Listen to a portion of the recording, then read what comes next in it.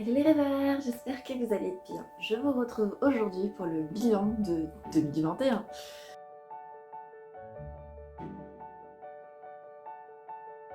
Alors voilà, ça va être une vidéo un peu en vrac. J'avais pas du tout prévu de la faire à la base, mais comme je vous l'ai suggéré, c'est celle que vous avez le plus choisie sur Instagram. On va donc essayer de voir ce qui s'est passé en 2021 et puis de voir ce qui est prévu un petit peu pour 2022. Pour faciliter un petit peu les choses, compréhension pour vous et puis tournage pour moi, j'ai décidé de faire ça en fait en 4 catégories. Il y a le côté perso, donc je vais passer très vite, mais qui expliquera en fait un petit peu tout ce qui s'est passé, le côté lecture, le côté écriture et un peu le côté réseaux sociaux. Donc on va faire le bilan de tout ça et en même temps effectivement je vous présenterai un peu ce que je prévois de faire pour 2022. J'ai pas de réel pur objectif, mais voilà un petit peu les grandes lignes de ce que j'ai envie de faire pour cette nouvelle année.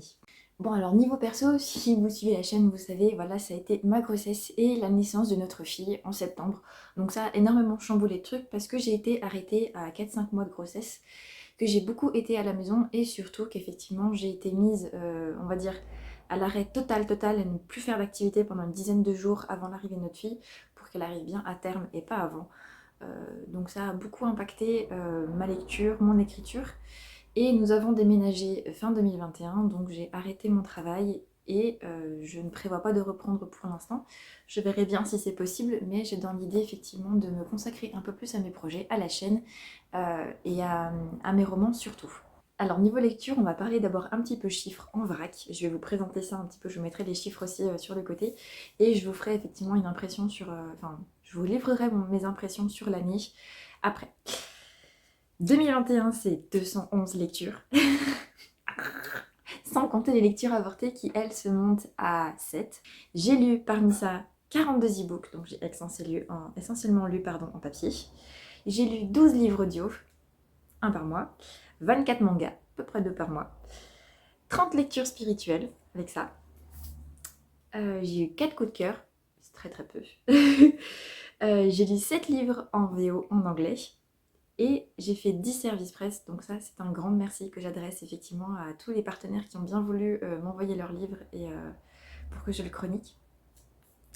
Et j'ai aussi fait 6 relectures, c'est-à-dire 6 livres que j'avais déjà lus, que j'ai relus en 2021.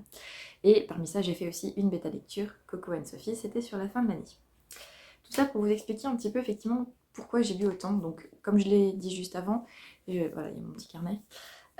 J'ai été en arrêt à partir du mois de mai, donc forcément j'ai été plus à la maison. J'ai fait quand même beaucoup de choses à la maison, mais j'ai bien lu, avec un rythme plus soutenu que d'habitude. C'est la première année que je lis autant.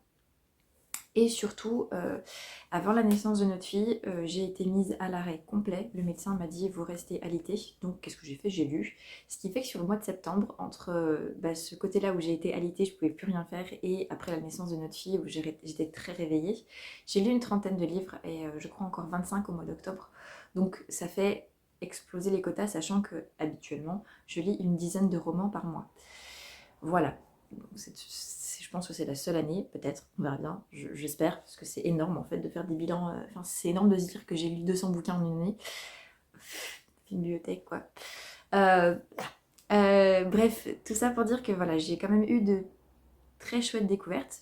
J'ai eu de très bons moments de lecture. J'ai eu quand même très peu de lectures avortées si vous regardez. Je n'en parle pas forcément sur la chaîne, sauf quand je vous l'ai déjà présenté. Et la nouveauté, c'est qu'effectivement, j'ai commencé l'abonnement Kindle et je vous en parle. J'ai été un petit peu déçue de l'abonnement Kindle sur la fin de l'année parce que c'est effectivement avec l'abonnement Kindle que j'ai eu le plus de lectures avortées. Logique. J'emprunte des choses que j'ai envie de tester et en fait ça marche pas.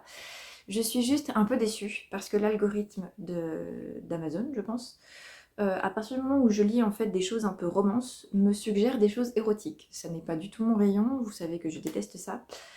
Donc je suis déçue parce que je n'arrive pas pour l'instant à vraiment trouver de lectures qui me plaisent et avoir de coups de cœur, de belles découvertes. Donc si jamais vous avez des suggestions à me faire de lecture dans l'abonnement Kindle, je vous les laisse volontiers dans les commentaires parce que je désespère un petit peu, je me demande si je vais continuer à lire avec cet abonnement.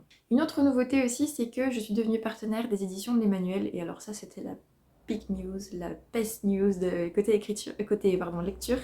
Je suis très contente parce que c'est une des maisons d'édition que je lis le plus niveau spirituel et j'ai fait de très belles découvertes que je vous invite du coup à découvrir dans les anciennes vidéos. mais à faire voilà, des lectures qui m'ont élevée et qui m'ont fait vraiment du bien. Sinon, effectivement, encore une fois, voilà, j'ai 2 belles lectures. Des coups de cœur, il y en a eu très peu, hein, 4 sur 200. Je ne vais même pas faire le prorata, peut-être que je vous ferai le pourcentage, mais c'est très très peu. Donc voilà, des belles découvertes. Dans l'ensemble, je dirais que c'était une belle année et qu'il y a eu de chouettes lectures. Je retiens peu de déceptions, tant mieux. Mais voilà, ça a été une chouette année, c'est tout ce que je peux dire. Très chargée. J'ai l'impression d'avoir enfilé tellement de lectures et peut-être que j'apprécierais, je pense que j'apprécierais très sincèrement en 2022 de lire un peu moins pour savourer un petit peu plus mes lectures. Je crois que c'est en cours. 2021 a aussi été bien chargé pour ce qui concerne l'écriture et la publication de romans. J'ai sorti d'abord le tome 3 de la série Projet Espoir, donc Exécution, en auto-édition grâce à Livry Nova. Et grâce à vous, parce que vous l'avez demandé aussi, j'ai sorti le format papier du Masque du Silence, aussi chez Libri Nova, donc c'est une énorme brique. Il y a eu aussi le format audio du Masque du Silence qui est sorti le 31 décembre, et voilà, qui est encore, on va pas dire en cours de diffusion, mais ça décolle doucement, donc merci beaucoup. Et je l'ai écouté, je suis encore en train de l'écouter, et c'est trop bien. C'est génial, donc juste merci parce que c'est parce que vous l'avez apprécié et que vous lui avez mis de bonnes notes sur Amazon qu'il a pu finir au format audio. Au-delà de ça, j'ai évidemment continué à travailler le tome 4 de Projet Espoir. Les bêta lectrices ont fait leur correction dessus. Je suis dans les dernières phases de correction. Il faut encore que j'imprime le papier, enfin une version papier pour la dernière bêta et que je fasse attention aux dernières coquilles. Donc j'espère qu'il sortira si ce n'est mars-avril. J'ai aussi fini l'écriture de mon roman qui s'appelle pour l'instant Respire, qui est un livre inspiré du burn-out que j'ai vécu en 2019 et de la manière dont je m'en suis sortie. Je ne sais pas trop encore ce que je vais faire de ce roman, j'espère bien le publier un jour, mais je peux certainement encore le faire relire, peut-être que je le soumettrai à des maisons d'édition, je verrai bien. Mais en tout cas, j'espère vous le partager très sincèrement parce que c'est un roman qui est chargé de beaucoup de choses et que j'ai envie de vous le partager et de partager ce que j'ai vécu et surtout la manière dont je m'en suis sortie. Peut-être que ça aidera certains, je l'espère. On verra bien. Et j'ai aussi du coup continué à retravailler les originels. La série en 3 tomes, donc je suis toujours sur le tome 1, ça fait une année, ça commence à me gaver.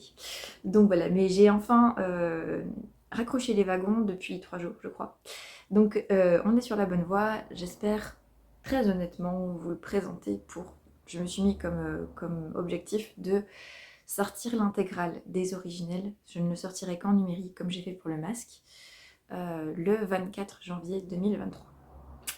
Je ne sais pas si ça sera possible, mais je le souhaite de tout mon cœur. Ça me met un objectif. Et aussi, j'ai oublié de préciser, j'ai signé un contrat pour la romance contemporaine Voudrais-tu me voir, qui est la suite de Si tu me retiens. Je mettrai les images ici, c'est plus simple que de vous présenter le livre. Et qui devrait du coup sortir cette année. Je crois aussi normalement que Si tu me retiens devra sortir dans une nouvelle édition. Il sera remis un petit peu en avant et juste après Voudrais-tu me voir devra sortir. Donc j'ai vraiment hâte que la maison d'édition m'envoie des news et de pouvoir vous les partager quand ça sera le moment. Au niveau des réseaux, en vrac, alors j'ai quasiment totalement abandonné Facebook, je ne vais plus dessus.